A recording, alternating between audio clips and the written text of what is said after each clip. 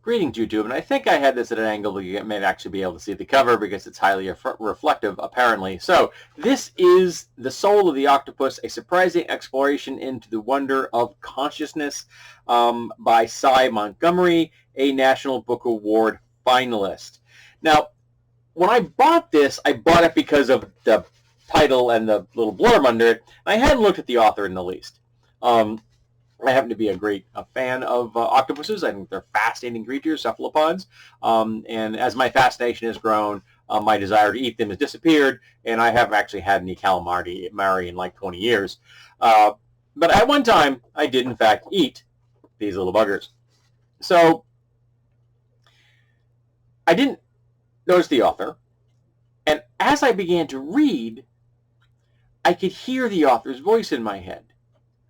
And I'm like, this author has to write kids' books. I looked in the back, and the author has, in fact, written children's books as well as nonfiction nature books. And then I realized the name, Cy Montgomery, and I have heard her on more than one occasion speaking on WGBH's Midday Show with Jim and Marjorie. And talking about nature stuff. The most common one, the one that pops to my head first off is one where she was talking about hyenas, which was a good episode, quite interesting. And so fascinating stuff, just unbelievably interesting topics. And this is no different.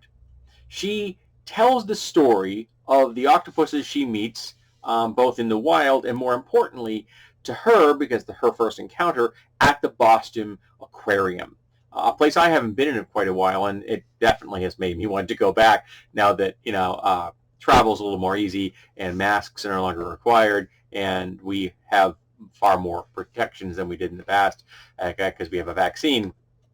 But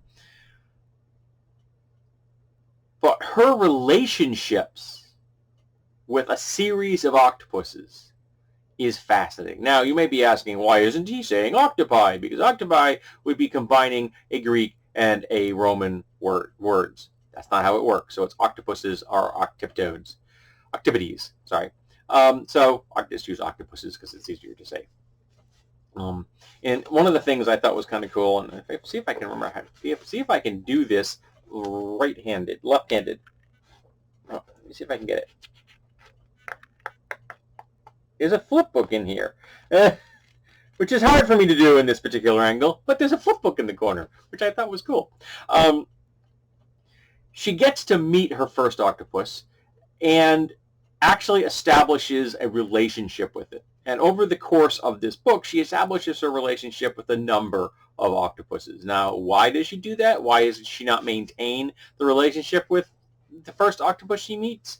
Well, octopuses don't have really long lifespans, like 3 years at tops. And once a female has laid eggs, she defends them until they hatch, and then she's done. So they are not long-lived animals. So you can't establish a relationship the way you can with, a cat or a dog or a parrot, for example, or a turtle, which could very well outlive you.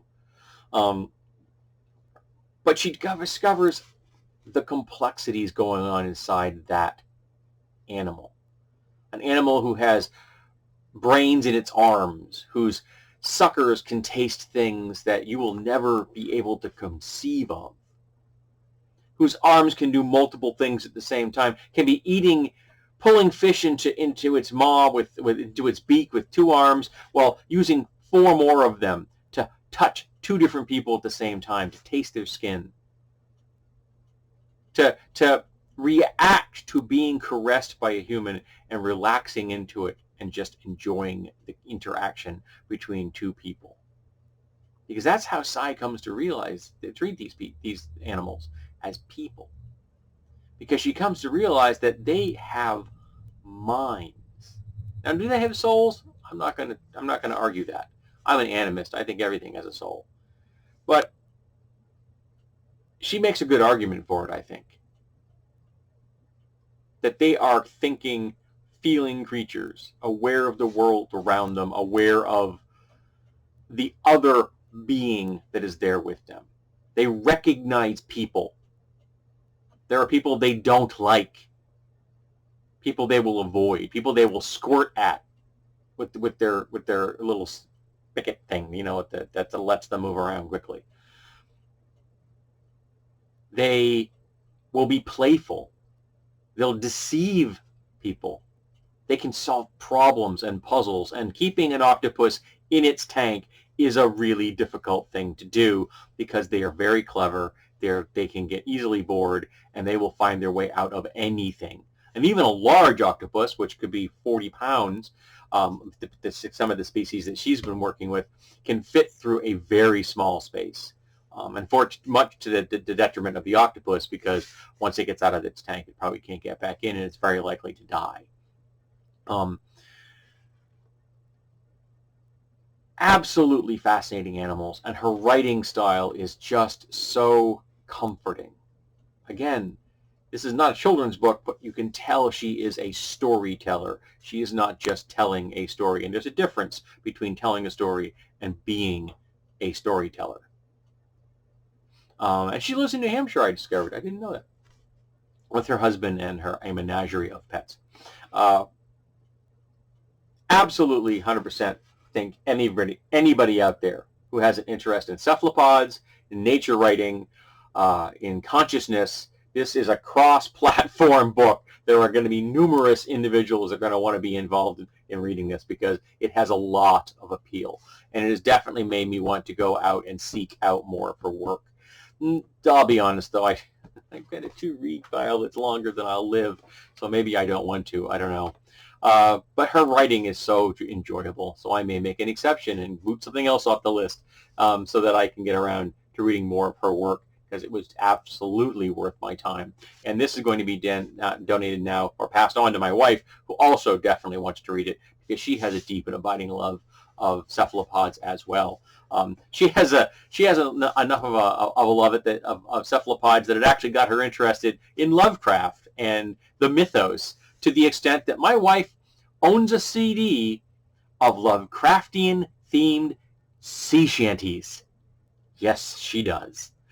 She subscribes to a Lovecraft newsletter. In fact, she sent me a copy today because it had some information about the latest iteration of Call of Cthulhu, the tabletop role-playing game.